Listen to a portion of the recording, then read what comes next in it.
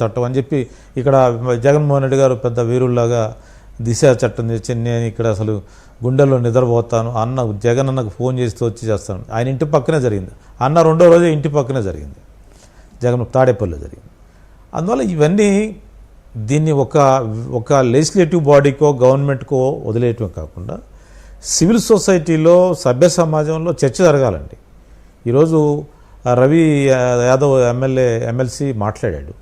దీని మీద civil society చర్చ జరగాలి. దాని మీద అతన్ని ఒక ఎక్స్క్లూడెడ్ మనిషిలాగా అతను వెలివేయబడ్డ మనిషిలాగా చూడాలి అతన్ని. అలా చేసే వాళ్ళని ఆ కుటుంబం నుంచి కూడా ఒత్తిడి రావాలి. ఏది నువ్వు ఇంత అసహ్యంగా మాట్లాడావు, మళ్ళీ ఎలా వచ్చావు అని చెప్పుకునే పరిస్థితి ఉండాలి. అలాంటి వాతావరణాన్ని మనం కొత్తగా బిల్డప్ చేయాలి. ఇదేం ఒక్కరోజు అయ్యేది కాదు. ఇది సమాజంలో చర్చ జరగకుండా, సమాజం ఇలాంటి వాళ్ళు కట్టడి చేయకుండా, ఇలాంటి వాళ్ళు ఓటు ద్వారా బుద్ధి చెప్పొచ్చు, ఇలాంటి ద్వారా రకరకాల పద్ధతులు బుద్ధి చెప్పొచ్చు, చర్చల ద్వారా బుద్ధి చెప్పొచ్చు, గ్రామాల్లో జరిగే అనేక సమావేశాల ద్వారా వాళ్ళ దొంగలుగా ముద్రేయచ్చు, తప్పుడు మనుషులుగా ముద్రేయచ్చు, ఎక్స్క్లూడ్ చేయొచ్చు సోషల్ లైఫ్ నుంచి. అలాగా కూడా ప్రయత్నం జరగదు. చట్టమే, నేను చట్టం వద్దని నేను అంటలా. చట్టం పని చేయాలి. లెజిస్లేటివ్ బాడీకి ఆ కాంపిటీషన్ ఉంది, తేవాలి, నిరోధించిన ప్రయత్నం చేయాలి. అట్ ది సేమ్ టైం సొసైటీలో, పొలిటికల్ ప్లాట్ఫామ్లో, సివిల్ సొసైటీలో, ఉమెన్ బాడీస్లో, రకరకాల బాడీస్లో కూడా చర్చ జరిగి దానికి మద్దతుగా స్ట్రెంగ్తన్ చేసి ఇలాగా అసభ్యంగా మాట్లాడే వాళ్ళకి ఒక సమాధానం చెప్పే విధంగా కూడా ఉండాలి. లేకపోతే కేవలం చట్టం మీదే ఆధారపడితే వీటిని నివారించడం అంత ఈజీ కాదు. పెద్ద చైనా లాంటి కంట్రీలో చాలా అథారిటేరియన్ గవర్నమెంట్స్ ఉండే దగ్గర కూడా సాధ్యం కావట్లేదు. అందువల్ల సొసైటీయే దీనికి మందు. సివిల్ సొసైటీని అరెస్ట్ చేయాలి, డిబేట్ చేయాలి, పొలిటికల్ ప్లాట్ఫామ్లో డిబేట్ చేయాలి, పబ్లిక్ లైఫ్లో డిబేట్ చేయాలి, చేసి వీళ్ళని మీడియాలో డిబేట్ చేయాలి, పత్రికలు రావాలి, చర్చ జరగాలి, మహిళా సంఘాల్లో చర్చ జరగాలి. మహిళలు ఆర్ ది వెరీ వనరబుల్ అండి. దీంట్లో మహిళలు ఎంత అసహ్యంగా చూపిస్తున్నారు సోషల్ మీడియాలో. అవును, ఎంత దుర్మార్గంగా చూపిస్తున్నారు. మరి దాని మీద వాళ్ళందరూ మాట్లాడాలి, వాళ్ళ చర్చ జరగాలి, ఆ కుటుంబాల నుంచి నిరసన రావాలి. అలాగా వస్తే ఇటు చట్టం పని చేస్తుంది, చట్టం తీసుకురావాలి, దానికోసం ఆలోచించమని ప్రభుత్వాన్ని. But in addition to that civil సొసైటీలో డిబేట్ జరగాలి. జరిగితే తప్పితే కొంత కంట్రోల్ చేయడం దీని అంత ఈజీ కాదు.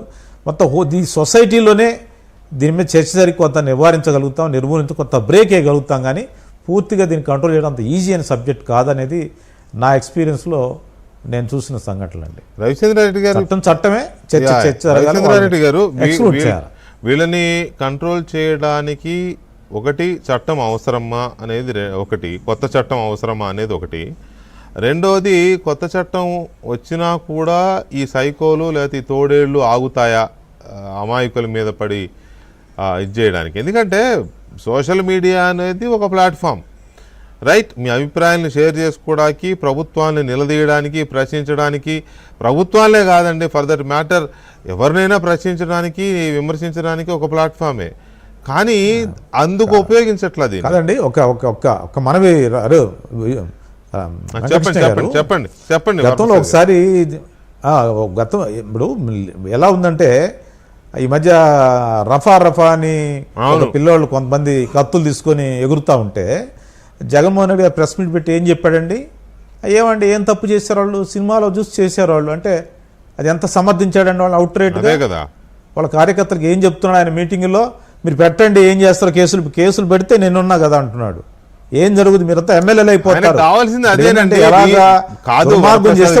ఎమ్మెల్సీ అయిపోతాడు. ఇప్పుడు మీరు చాలా రాజకీయాలు చూశారు, రాజశేఖర రెడ్డి దగ్గర పనిచేశారు, జగన్మోహన్ రెడ్డి పార్టీలో ఎమ్మెల్సీగా కొన్నాళ్ళు ఉన్నారు, టీడీపీలో ఉన్నారు, ఇప్పుడు కూడా ఉన్నారు. ఆయనకు కావాల్సింది కూడా అదే, ఎక్కువ మంది కేసుల్లో ఇరుక్కోవాలి.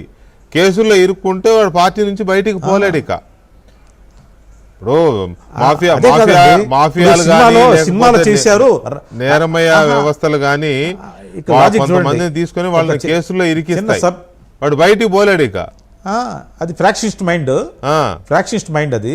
ఇంకో సబ్మిషన్, సినిమాలో రఫా అంటే తప్పు లేదు, మేమంటే తప్పు వచ్చిందా అన్నాడు. అంటే సినిమాలో రేప్ చేస్తారు, లేకపోతే సినిమాలో ఒక అమ్మాయిని గొడవ చేస్తారు, ఆ సీన్లో ఒక సీన్లో అంటే రేప్ చేయొచ్చు, బయట వాళ్ళ కార్యకర్తలు ఆయన